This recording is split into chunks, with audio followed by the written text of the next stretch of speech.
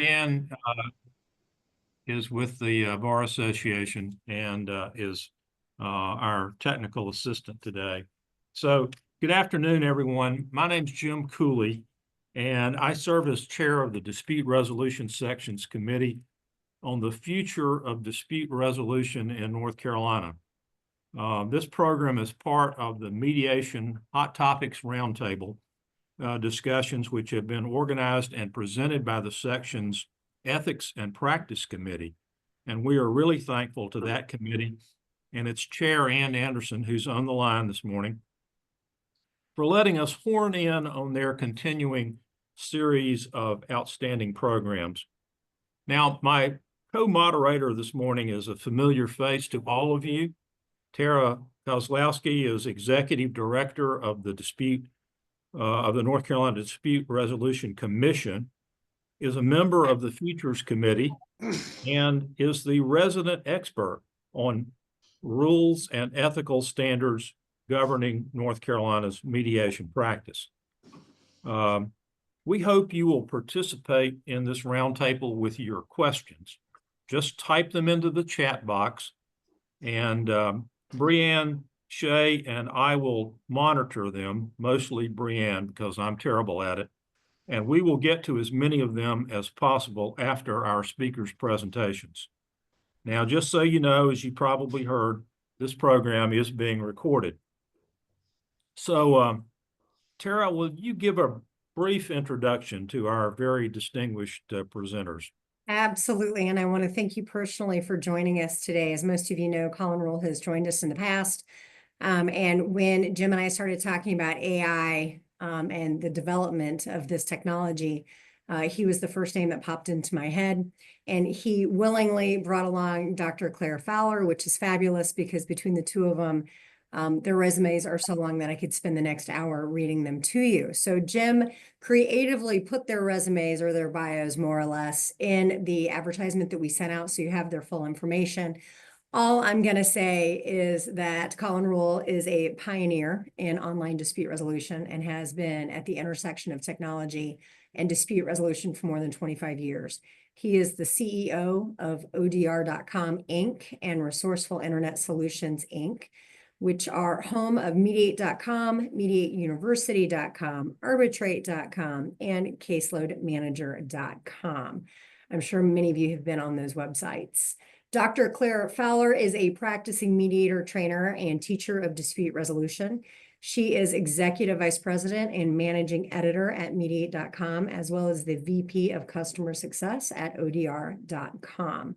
Their full bios, as I said, can be found on the invitation link, or a simple internet search for either of them will land you on a mountain full of information. So with that, thank you so much for being with us today, and I'm going to turn it over to Colin and Claire. Great. Thank you so much. I get to talk first, but Colin, did you want to jump in and say a quick hello? Well, I want to say thank you, Tara, for that lovely and gracious introduction. It's wonderful to be here with all of you this morning, and it's an exciting topic. It's moving fast, and I look forward to getting your feedback on some of the things we're going to share. But yes, Claire, please kick us off. Absolutely. Yeah, thank you. All right. And we'll be putting a link to these slides in the chat. So we're hoping that you can just sit and listen, be a part of the conversation, ask questions. We are going to be presenting quite a few different AI applications and suggestions, but don't feel like you need to write them down. Again, we'll send you the link so you'll have access to all of these resources. All right. So here we are. What we wanted to do was to begin with just a brief understanding of the history of AI. Personally, I found this was incredibly helpful for me to understand how we arrived where we are and realizing that this isn't just a flash in the pan. It's something that people have been working towards for quite a long time. So the word robot, I think this is fascinating, was first used by a Czech playwright in 1921. All right. So this term has been around for over a century. And the root of the word means forced labor assistant, or it translates a little bit better as somebody to help you with your job. And when we present tools later on, I want you to kind of keep that filter in the back of your head is this something that's going to help me with my job? There are some amazing tools out there. There are some that are really fun to play with, and they might be kind of a distraction. But I want you to look at all the tools that we're presenting as, is this something that will help me with my job? Because there's so many tools out there. We just simply don't have the time to be distracted by something that might be interesting, but it's not helpful. Okay, so that's my first point here. Let's look at these tools as, like, Tara can have a filter here and say, it's cool. Does it help me with my job? If so, I don't have time for that. You can stay on the other side. Thank you very much. So phase one, people are just starting to get this idea out there that computers can be helpful. We saw this a little bit more prevalent in 1940s, 1950s, when Alan Turing introduced his famous Turing test. The idea here was that computers would be something that would be beneficial and integrated into our lives, not just a cool feature, but something that was actually helping us on a day-to-day basis. If it got to the point where we couldn't differentiate between if it was a computer answering or if it was a human answering. I teach at the law school. I got to tell you, this has become a pretty common problem, right? I can't tell if it's my students answering half the time or if it's ChatGPT. So I think we're definitely at the point that Alan Turing was imagining, where when we ask a question, we're not completely sure if it's ChatGPT or if it's another AI or if it's a human responding. Okay, so this is phase one, when people are just starting to envision how it could be used. All right. So let's apply this to something that's very personal. Gotta love Netflix. All right. So phase one of AI was kind of like phase one of Netflix. When you ordered a DVD, everybody's going to get the same DVD, right? If I order DuckTales and Merritt orders DuckTales, we're both going to get the same DVD, right? Very predictable results. What goes in, we know exactly what comes out, and that's going to be the same regardless of who you are. Okay, so that's phase one. Then we have phase two. This is where everybody's starting to get excited because they're starting to see some progress here. This is around 1960s, 1970s. And this is when the government started to put a lot of funding into AI research. Okay, so this was great. For about a decade, there were a lot of fantastic advancements. Very interestingly, the first AI tool was not ChatGPT. It didn't come around just a couple of years ago. The first AI tool was actually developed in 1965 by Joseph Weizenbaum. And what was fascinating about this was that he would enter a prompt into a computer, and then based off of how he responded to that prompt, the computer would start to change its responses. Okay, so this is revolutionary because it was the first time that I couldn't put something into a computer and completely guarantee what those results would be, right? The computer's starting to learn a little bit and change some of those responses depending on if it's me asking the question or if it's Colin asking the question. What I love about this was that because it was learning and improving based off of communication, he named the program Eliza. Does anybody know why? It's a random bit of trivia. Colin and I are both kind of Broadway nerds, so we thought this was funny. It was Eliza, named after Eliza Doolittle from Pygmalion or My Fair Lady, right? Because she improved her lot in life through being able to communicate. I think that's lovely. Okay. I'm not going to take the time to go through this, but what we're seeing at this time is a lot of hope for e-commerce. I just want to point out some of the original anticipated uses for AI were in e-commerce, right? That's where we saw a lot of the development. We saw that that the very first secure data transmission was for online shopping, right? People were saying, this is cool, but can I buy a new red sweater? Like, how is this going to affect me? Is this going to save me time and to let me buy the stuff that I want to quickly and safely? And so, because a lot of people were asking to be able to alter this technology in a way that affected them, a lot of the original development was designed for e-commerce, right? It was designed for PayPal. Thank you for doing that, Colin. For eBay, for Alibaba, so that they developed a very fast, secure system that would allow people to start to buy their stuff faster. Okay, so again, this all began around 1969. So now we're starting to see some changes here, right? When I log into Netflix, I have a very specific profile. Okay. All of my kids have a very specific profile because it's starting to say, I recognize that what mom is going to watch is different than what the kids are going to watch, right? And they want to make sure that that it's generating the right responses for me. Okay, this all makes sense, right? We're seeing this around the 2000s. Then we have, so now we're moving into phase 3. And unfortunately, while a lot of technology was developing, it simply wasn't developing in a way that helped AI. Okay, so this is what they called AI winter, because it wasn't developing fast enough. People had all these great ideas. There's a ton of funding going into it in the 1970s, but the technology just hadn't caught up with people's ideas yet. Okay. So for about 20 years there, the funding was pulled and people were like, I don't know. I don't think this AI thing is really going to take off. So there's a lot of skepticism there. But we're beginning to see that there are some true believers, right? Some pioneers that said, we got to keep this fire burning. Cyber settle, online dispute resolution, e-commerce disputes, this is going to be the way of the future. So we need to continue to push development in this area, even if the funding wasn't there. Okay. So what does that look like? So this is around phase 3. Let's translate this back to Netflix. Now we're starting to envision something called a large, I don't know why I wrote that, a large language model. And what this is doing is it's looking at all of the data out there and providing an outcome that's specific to you. Okay, it has access to a lot of data.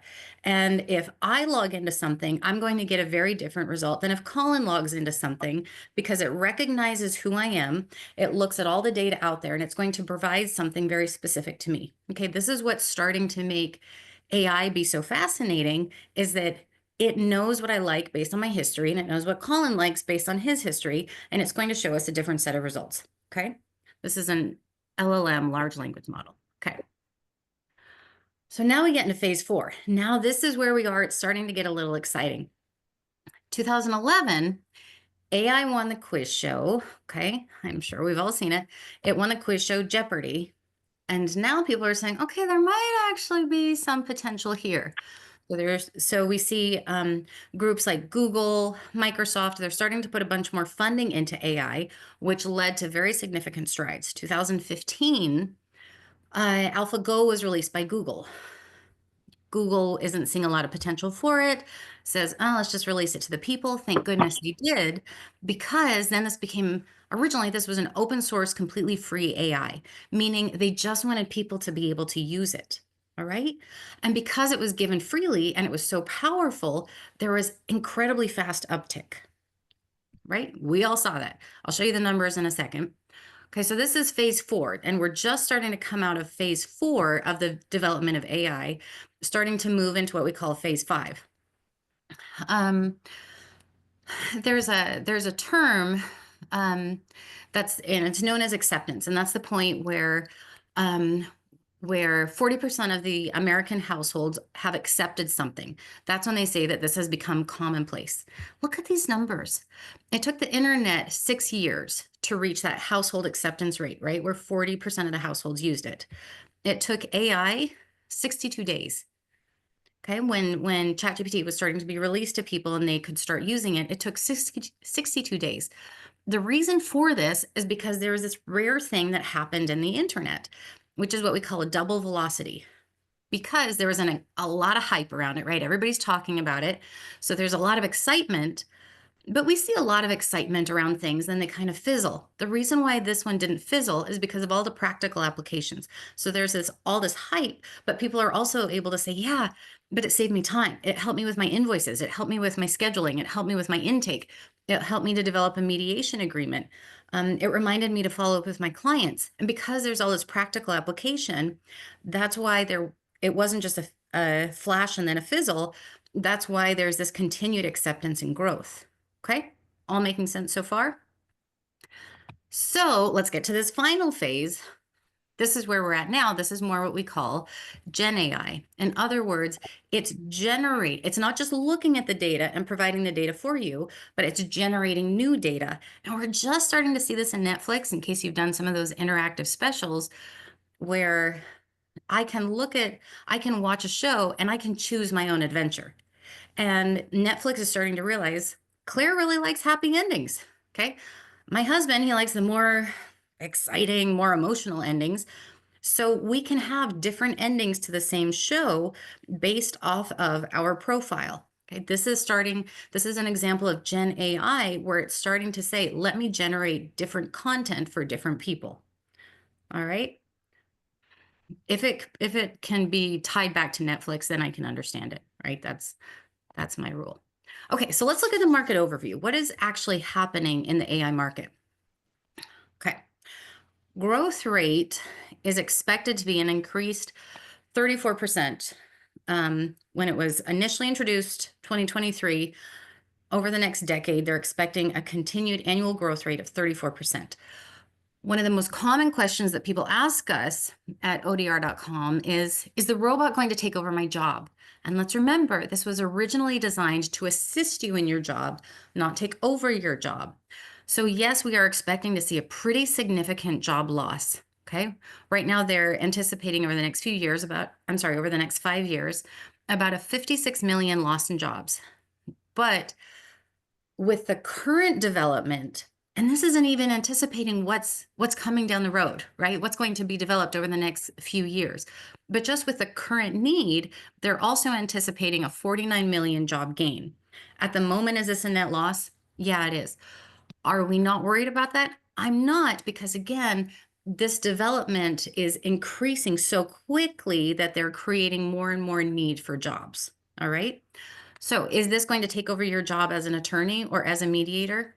No, but as Colin, I believe, is going to be spending more time on, our job might be taken over by the mediator who is more savvy with AI, because that's what our clients are starting to look for, right? They're starting to look for the mediator that knows how to use AI for an intake, for a solution explorer, so that the client feels more empowered, right? Because that mediator can simply be a little bit more effective.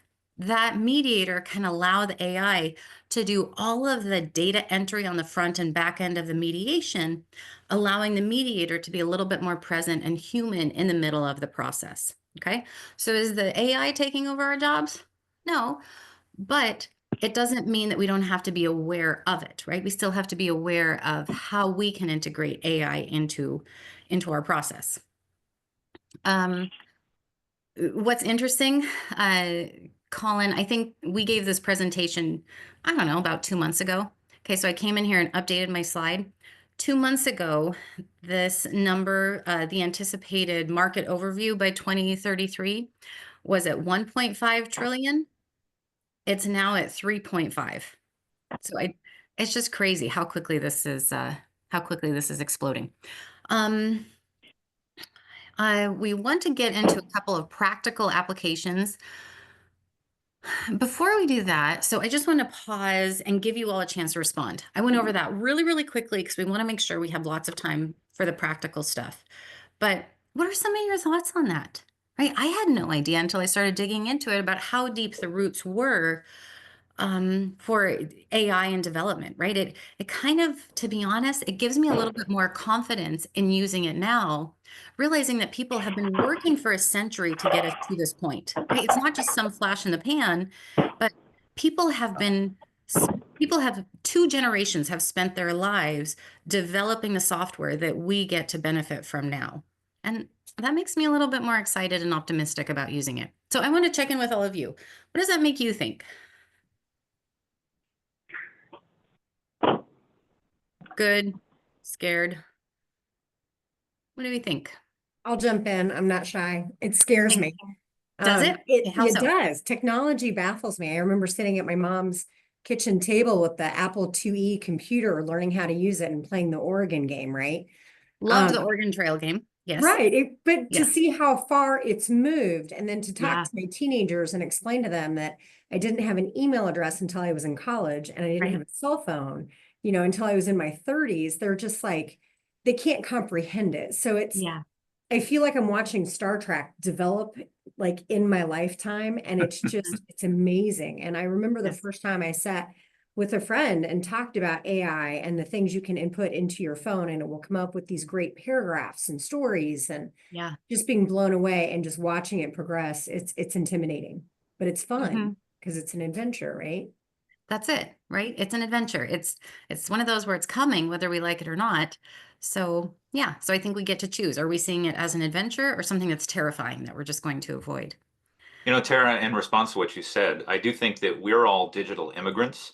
We were born into a world where this technology didn't exist, and we had to kind of learn it as a second language. It's interesting to look at the younger generation because they were born into a world where this technology was surrounding them all the time, and they're so fluid and comfortable with it. They just don't even feel, it's like, well, of course, it's always been there, right? Like we're going to utilize these tools. So it is intimidating. I want to say, what is it they say about the Chinese character that's crisis and opportunity at the same time? Right. It's an opportunity for us to learn, but it can be overwhelming. I mean, even as a nerd like me, I look at the technology, at the capabilities of the technology sometimes. I'm like, wow, we are in the future. This is, I didn't think this was going to be coming for a long time. And I'm going to show off some platforms right now. I remember the first time I used them, I was like, wow, Yeah. I didn't think this was ever going to be possible. So I hear you loud and clear. Yeah. You were talking about your kids, Tara, and I just want to mention this, and then I'm going to hand it back to you, Colin. What is so interesting is that this is just commonplace in our kids' lives, right? It's not something like, oh, I talk to a person and I do this, and then I talk to an AI and I do this, right? For them, it's so much more integrated. And so I think that's what we're trying to figure out is how we can make this feel as seamless and integrated and fluid into our process as our kids are expecting, because they're our clients in 5 years, right? My son was showing me, I'm completely a Luddite when it comes to Snapchat, but I'm trying to understand it because then I can communicate with him. And what's interesting, if any of you are on Snapchat, can you see right at the top of the list there? The very top person on your kid's Snapchat list is My AI, meaning it's their top friend on their list, meaning that it's always watching what they're sending. And if my son has had a bad day and he's texting to his friends or DMing to his friends, I've just had the worst day, blah, blah, blah. Probably something like, my mom didn't make me the right spaghetti, right? It's been a really tough day for him. Then his AI steps in and says, sometimes I have a bad day too. I'm sorry to hear that. Here's 3 things that I do when I've had a bad day. And it's just completely integrated into his life, right? He expects to receive some kind of a feedback from an AI tool. Now, realize again, that's going to be our client in 5 years. They're expecting to come to our mediator website and have an AI tool sitting there and saying, I'm sorry that you've had a conflict. That's really tough. Here's 3 things that you can do to prepare for mediation, right? It's just a part of their world now. Even if it feels a little dissonant to us, this is what our clients are expecting, right? The type of information and empowerment that they're used to. Okay, Colin, sorry, over to you. Yeah, I agree with everything you say, Claire, except I don't think it's 5 years. I think it's 5 months. It's happening fair. right now. I mean, it's very interesting to see all my students when I teach at law schools. They all have Grammarly. They all have these things that are just nudging them. Like, hey, that's a passive construction sentence. Do you want to try an active construction? I mean, it's just these little AI fairies are floating around, So, all right. Well, I know time is short, so let me dive in here and just show you a couple things, and then I can show you some live platforms too. There's so much that's happening. As I say, it's a rapidly moving target. But one of the things I do want to introduce is a key concept. Claire said people have been talking about AI and thinking about AI for a long time, and that should give us some confidence. I also want to say to all of you, we in the online dispute resolution field have been thinking about technology and dispute resolution for 30 years at this point. So we've done a lot of thinking. We started ODR before there was the iPhone, before there was AI, before we had social networking, before we had Snapchat, before we had Zoom. So we're thinking about how does all of this fit into the work that we do? And really the father of ODR, a guy named Ethan Katch, a professor at the National Center for Technology and Dispute Resolution at UMass Amherst, he came up with this idea of the 4th party. So if you think about party 1 and party 2 are the disputants, party 3 is the human neutral, technology is the 4th party. And it doesn't have to be scary. The 4th party is not replacing us. It's complementing us.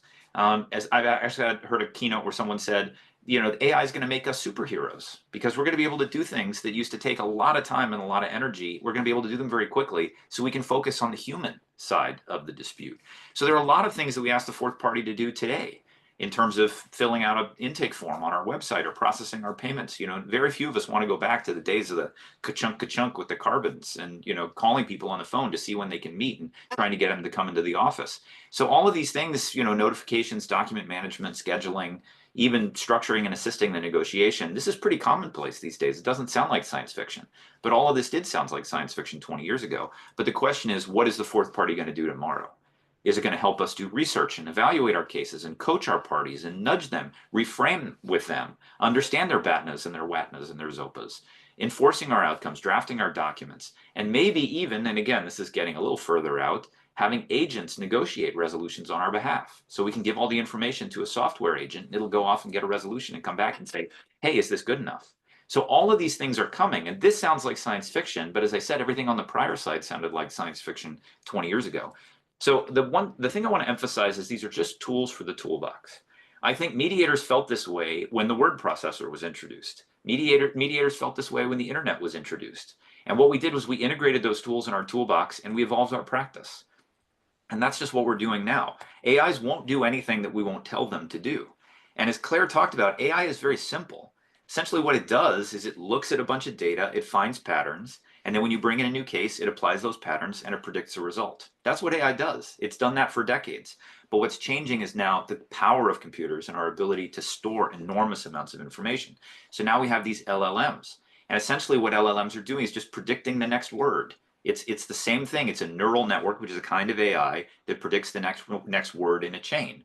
And these are becoming so much more powerful. The LLMs are getting better all the time. So it's not so much about ChatGPT 3 or 4 or 5 or 7 or 9. It's just about where these arrows are headed, where we're pointed. So many of us know ChatGPT and Gemini and Claude, and you've probably played with these because they're available for free. There's a lot of functionality that's in these platforms, but these are the big ones from Microsoft, Amazon, Google, the big players.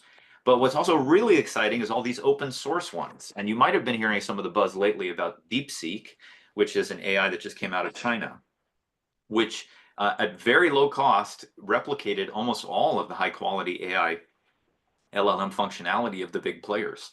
And it's really rattled Silicon Valley because they're spending tens of billions of dollars on this. And now there's open, so you can just download DeepSeek, you can run it on your local computer. And it can deliver that value. So what we're going to see is LLMs are going to be everywhere. I mean, it's already in Snapchat, but it's going to be in, you can see Microsoft Word already has an AI. Now I see Adobe Acrobat has an AI. Now Google has an AI. And it just appears, whether it's Copilot or it's Gemini, it just appears on the side of your screen and says, hey, what can I help you with? Can I answer any questions you have about these documents? Can I help you summarize your emails? So the other thing I want to point out is something called RAG, and I'm not going to get in too much detail about this, but I'm going to show you a platform as to how this works.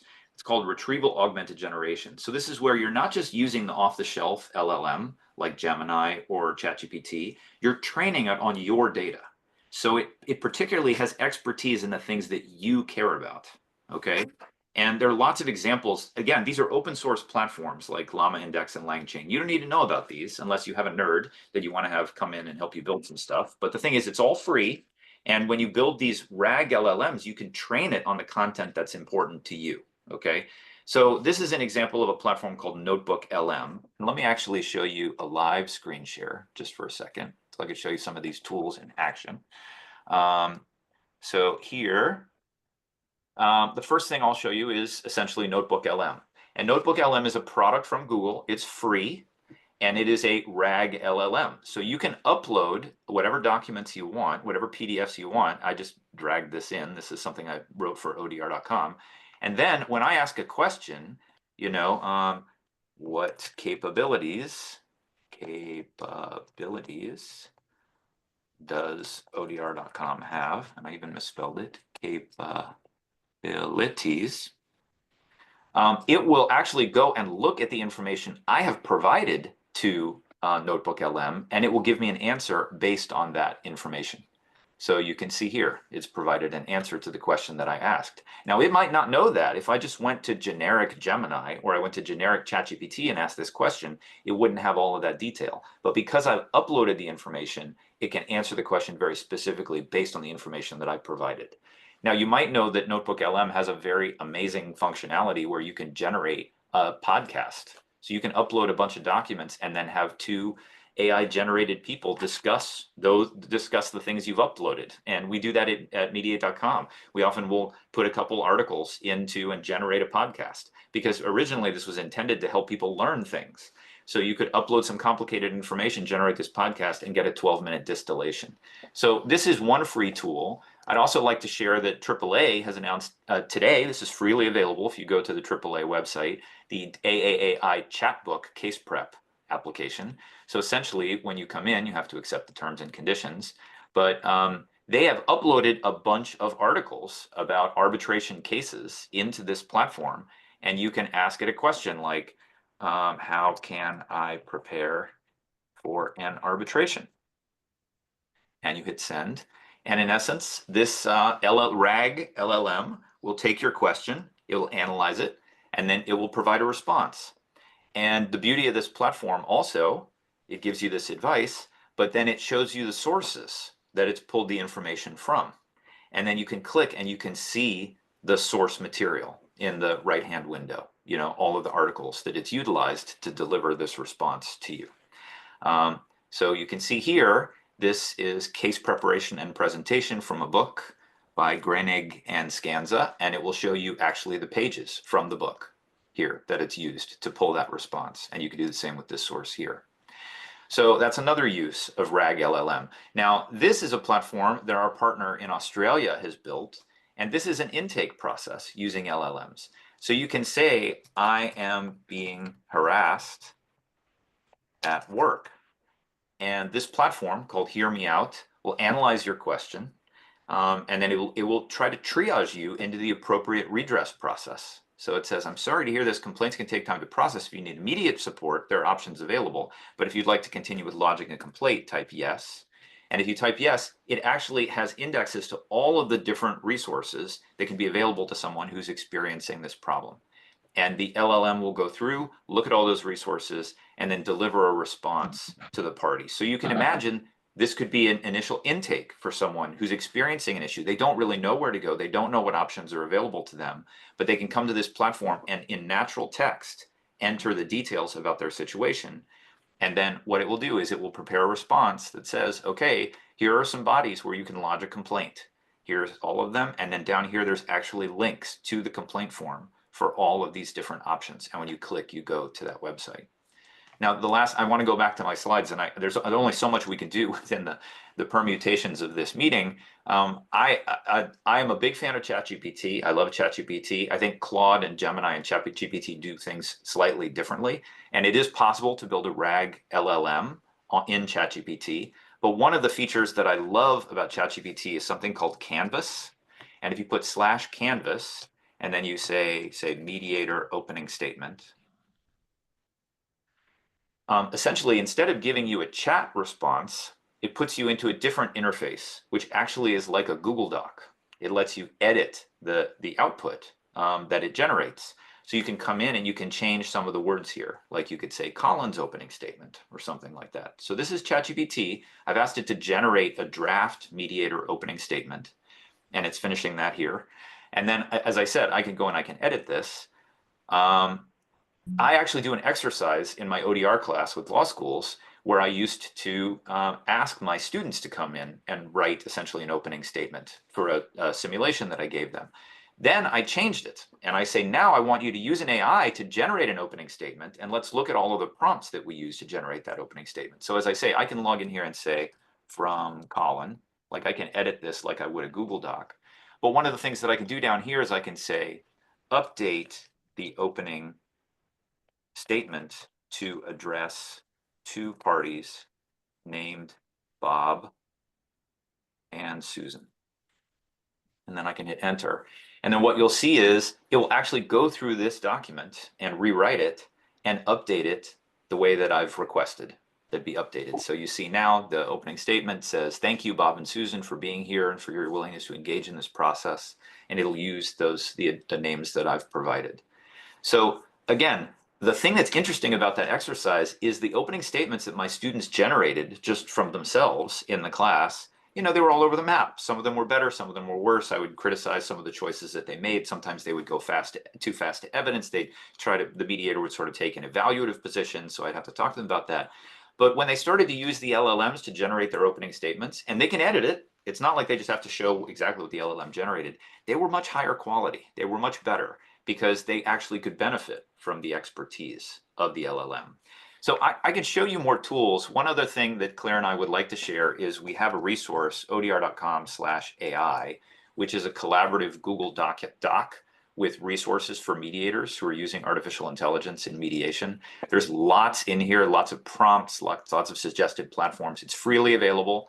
So if anybody wants to come in and access this document, please feel free to do so. Let me just go back to my slides because I want to hand it back to Claire before I use up all the time. So I think another thing that I would point out is the American Arbitration Association recently has announced a partnership with an organization called ClearBrief.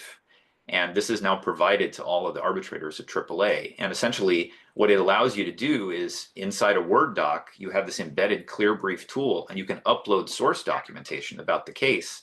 And it will actually generate insights and suggested citations that can really streamline the process for an arbitration.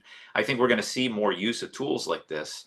And you don't have to come build these tools yourself or even select these tools yourself. Nerds like us at Mediate.com and ODR.com and AAA, we're evaluating these tools and customizing them and building training materials so that it's easier for you to utilize them in the process. But this is a sense of what's coming. This notion of the fourth party, which is omnipresent there, always ready to help out. So I will say there's a lot of potential for LLMs in dispute resolution. Obviously, natural language case filing and document generation.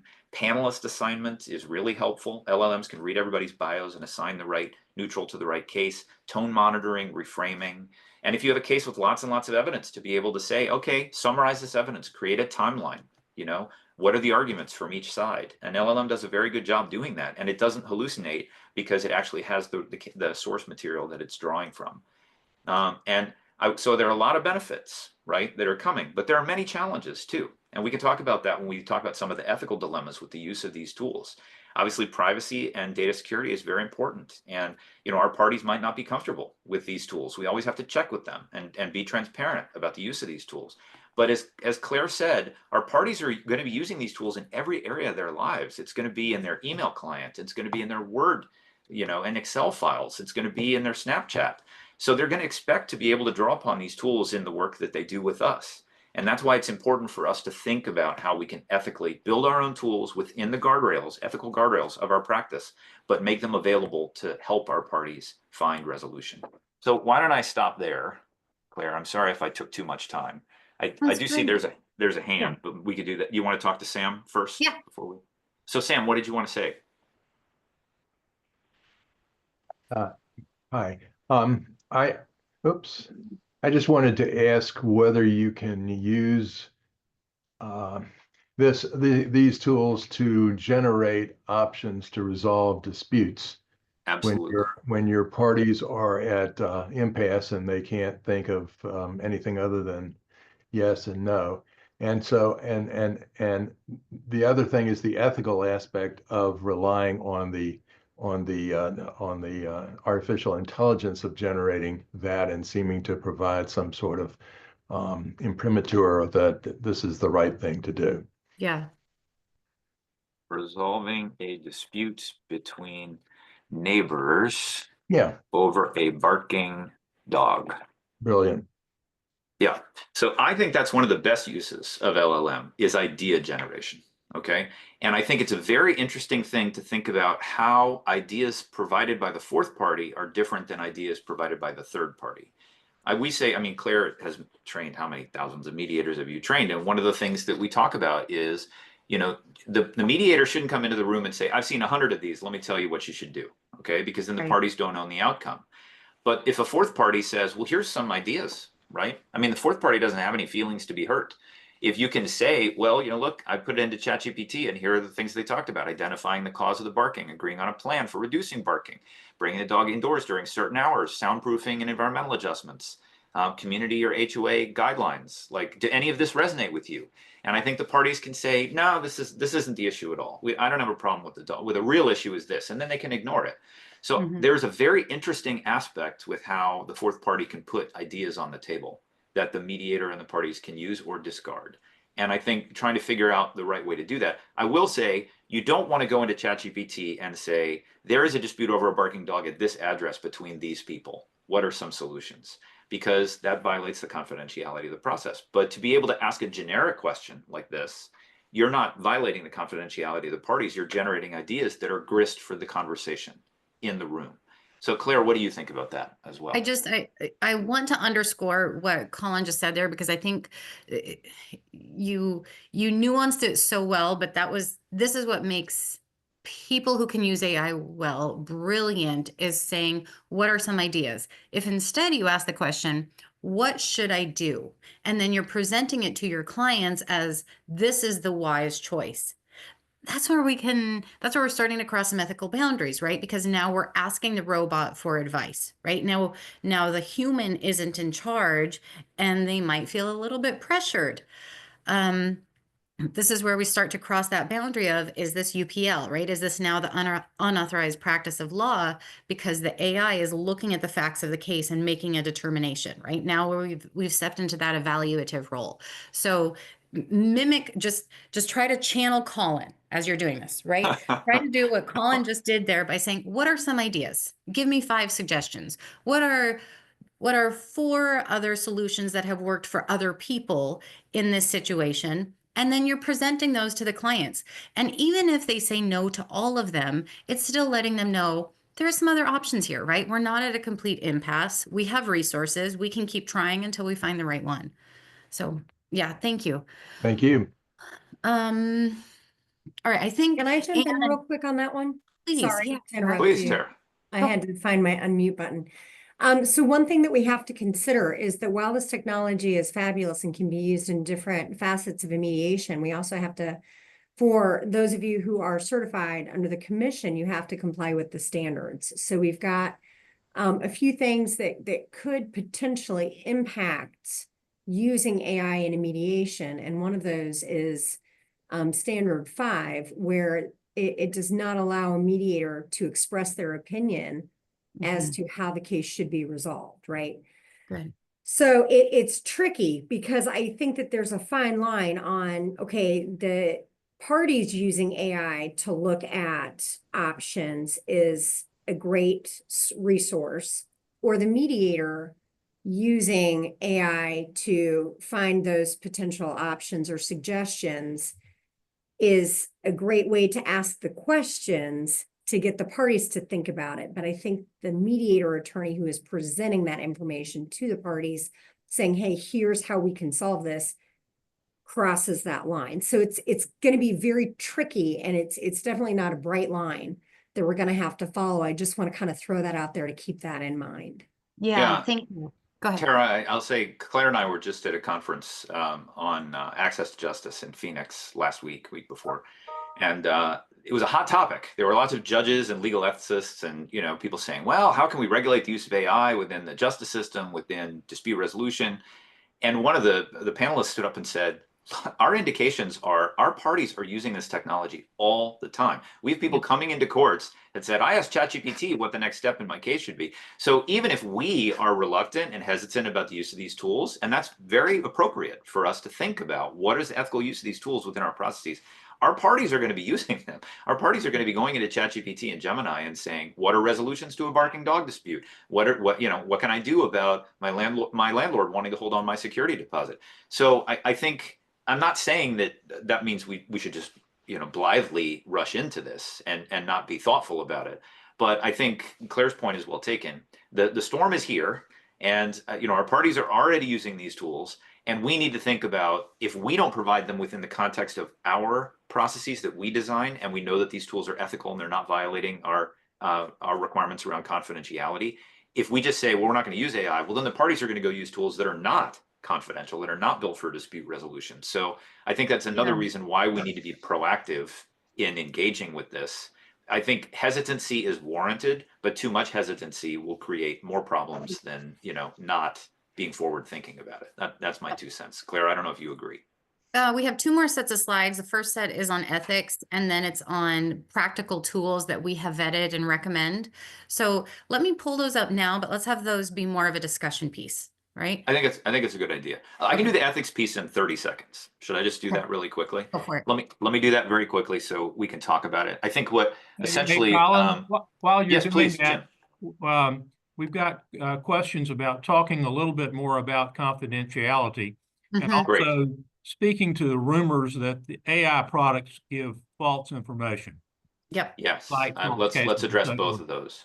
Okay. Yeah, I will just say, I did have a couple slides here was talking about bias in AI. That's a huge concern. If you train an AI on biased data, it will replicate that bias. So that's something that we need to be careful about, which AIs we use and can we train our own, But the last thing I'll say about ethical standards, we have an organization called ICODER, the International Council for Online Dispute Resolution, that actually is the product of more than 20 years of thinking about ethical principles here. And you can go to icoder.org. All these standards are publicly available.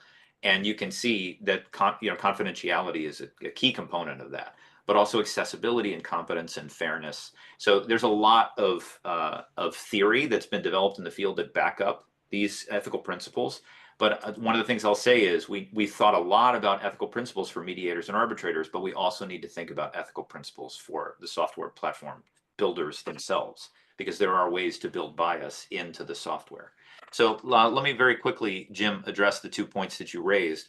One is confidentiality, and that's a huge concern for our parties. We all read every day about companies that have, their databases invaded, and all of the confidential information is yanked out. I think it's very important that we use tools that are secure.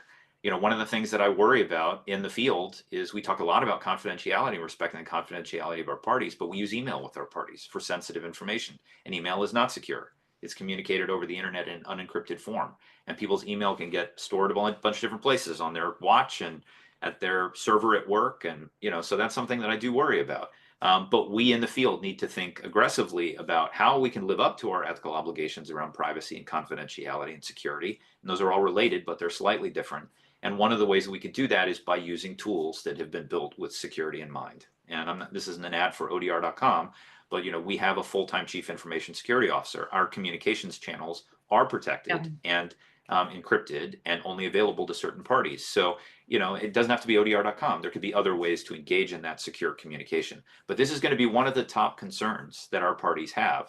And please, if you get one takeaway from this, please do not put confidential information about your parties or your cases into ChatGPT or Gemini or Claude, because that data becomes part of their training data set. And I do believe that that's a violation of our obligations around confidentiality. You can anonymize the cases like I did and say, what are some possible solutions for a barking dog problem? And then take those and then you can customize them and share them with your parties. But that is something that we need to train our new mediators on, and we have to inform our parties about that when they do their agreement to mediate, to say, look, you're not going to take this confidential information and share it, with some of these channels. So what was the other question, Jim, that was surfaced? Here, I got it. Oh, you got it. I have a Claire, slide. please, you Yep. answer it. Okay. So just to summarize what Colin was just saying, we need to think about incorporating these AI tools into our practice as if it were an intern. Okay, I was an intern like 20 some years ago. I had to produce these big, beautiful binders, and I printed and I collated everything and I shipped them off to the client. And right at the top, there was this huge typo that said feasibility study. And everything else I had done perfectly, mind you, but I had this big glaring typo. And that's roughly how AI is right now, right? It's really close. It can help us to collate and produce the data and summarize and present it to us in a nice fashion. But there still has to be a filter where our eyeballs touch that information first before we hand it off to our clients, okay? So like Colin was saying, first, let's think about the confidentiality of our data. Second, let's remember that AI is a really great intern.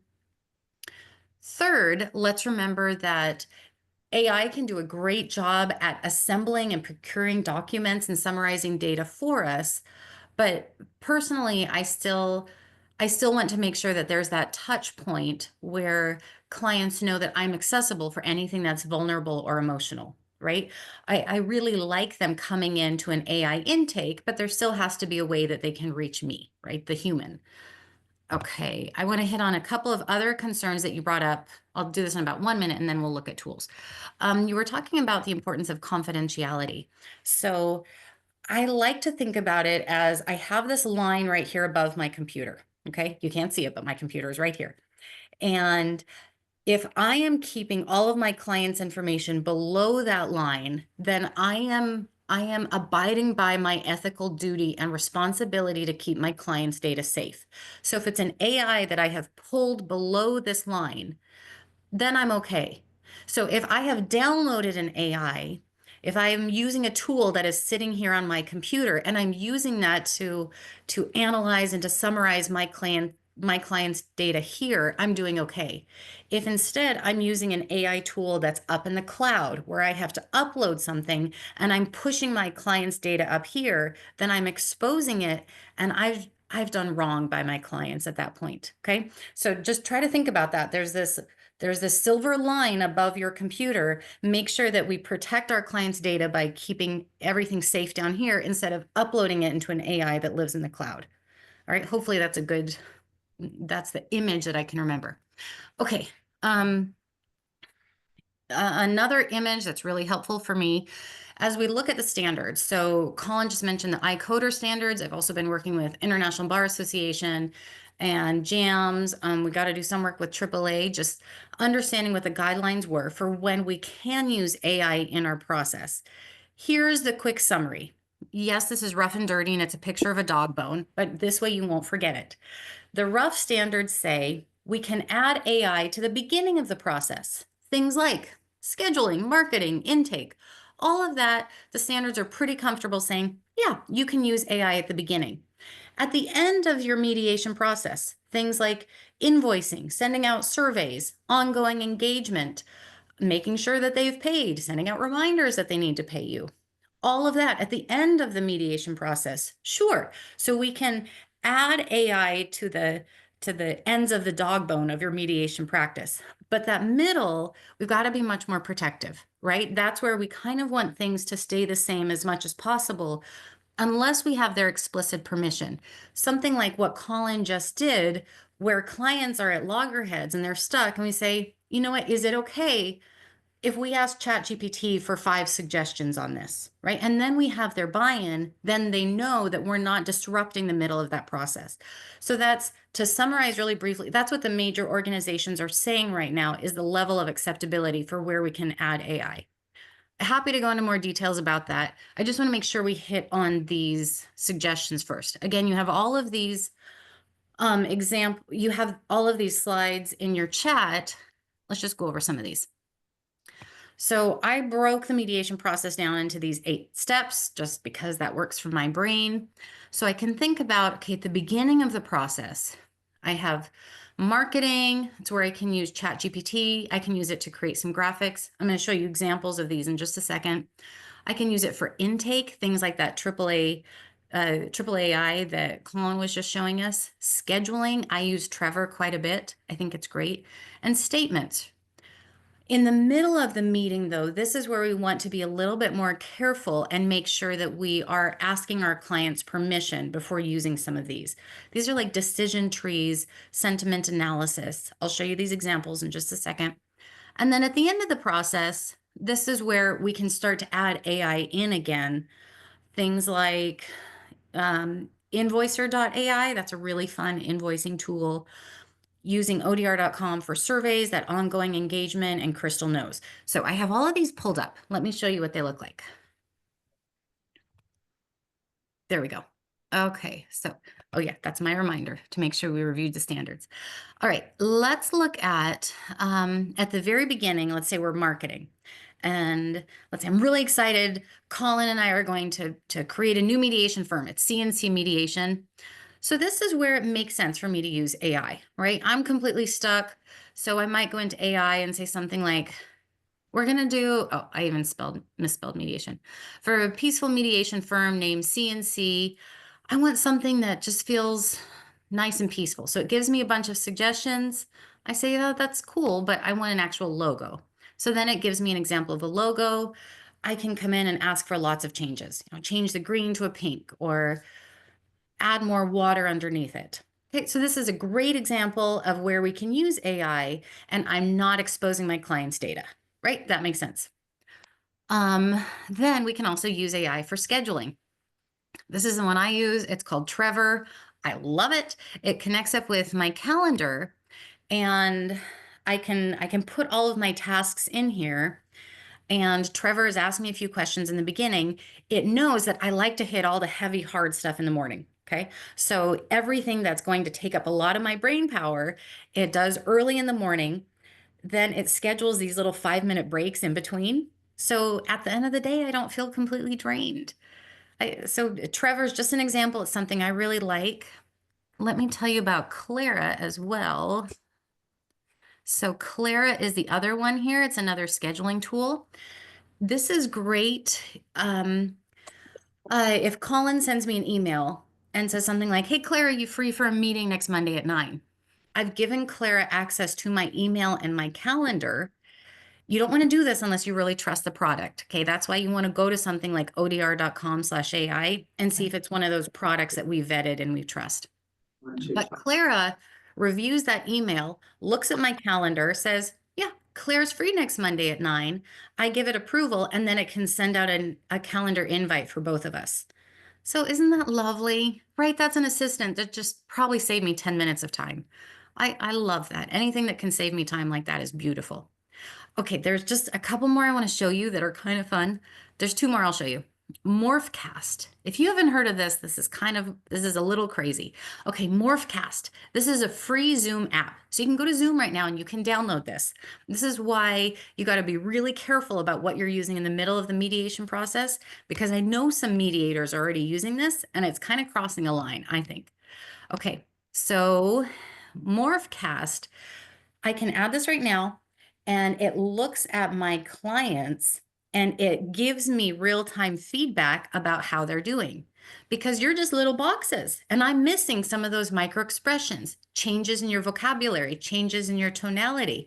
But this is reading it, and then it can start to tell me things like, oh, they're engaged, their anxiety has increased, they're about to escalate, they're disengaged, or there's a lot of buy-in here. Then I know I can push a little bit harder into that agreement. It's really cool. It's terrifying. I'm glad that the standards are discouraging this right now, but this is one, like Colin was saying, 5 months from now, this might be very commonplace, where we just have little tools above everybody's head that's reading how they're doing. All right, final thing I want to show you. I love this one as well. This is called Crystal Knows. This is another add-on, and this is another thing that lives in my email, and it reviews that person's profile. So like if I'm emailing Jim Cooley and I've never met Jim, I don't really know Jim, but I need to make sure that I get off on the right foot with Jim, it will go and review Jim's social media presence, his LinkedIn profile, any previous exchanges, and then it analyzes my email to him and says, "Oh, Claire, you're being way too forward. That's way too casual. Rewrite the sentence. Here are some suggestions," so that my email will actually land better with him. It's a really cool program. This is another one. There's a bunch that we've tried that like I said in the beginning, they don't pass that filter for me of, does this actually help with my job? The ones that we've recommended here, these are the ones that we found they actually do save quite a bit of time, and they've just helped me to be more effective. So all of those are listed at odr.com/AI. I was going to leave a lot more time for questions. I'm sorry. There's I so just- much to talk about. It's hard. I know, It's I hard. know. Yep. I will say, just in parting, there was a question asked about hallucination. And I Mhm. think that the way to combat hallucination is through RAG, where you can upload documents and then provide the source material to the LLM so it can get it right. LLMs are just predicting the answer that it thinks you want. So if it doesn't know the answer, it'll make something up. But hallucination is becoming less of a concern, but it is something we should need to pay attention to. So any final thoughts? Thank you for the great questions. And Claire, thank you for all of the tools and the questions in the chat. Jim, Tara, is there anything you'd like to say in terms of a closing here, in terms of trying to put a bow on this? I think Jim and I are going to stick around for a little bit and try to answer any questions after you two jump off. But we just want to thank you so much for the time and bringing us this information. It's absolutely amazing how many platforms are out there and what you all have available on odr.com. I'm sure that people found that link. I've already downloaded all your slides.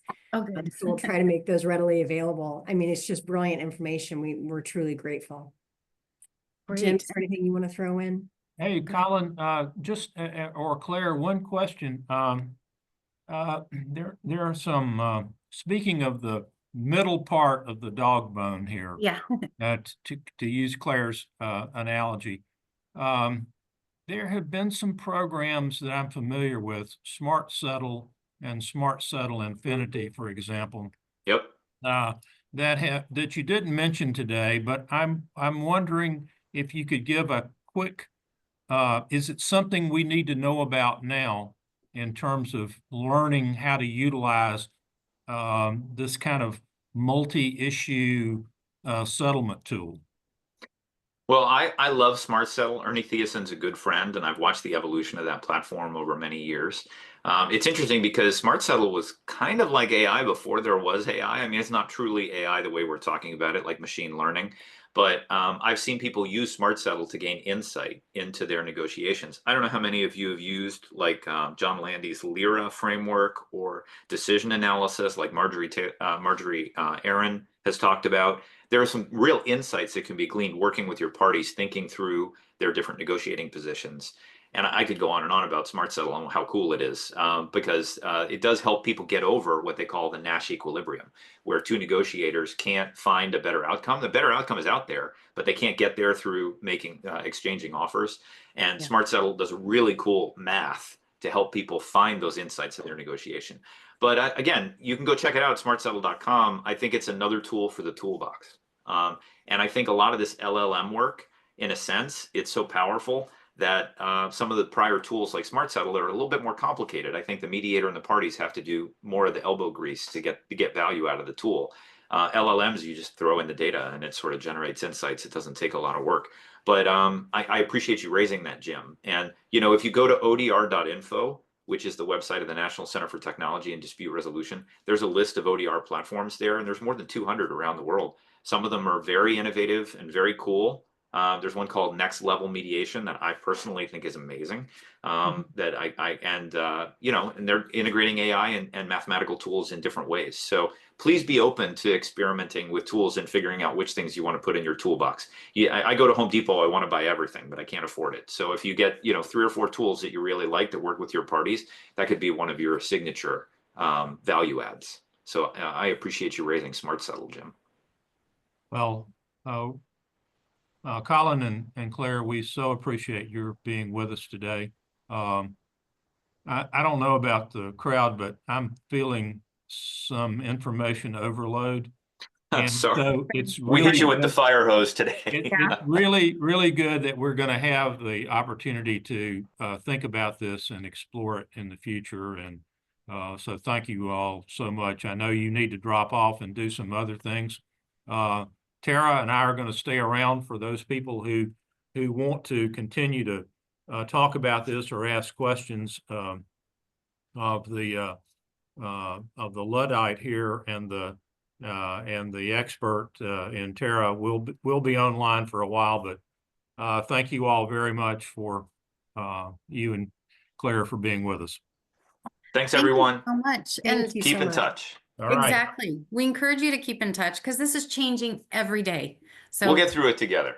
exactly. Yep. Okay. It should be an ongoing Right. conversation. Thanks, Bye. everyone. Bye, everyone. Bye. Bye-bye. So Jim and Tara, if I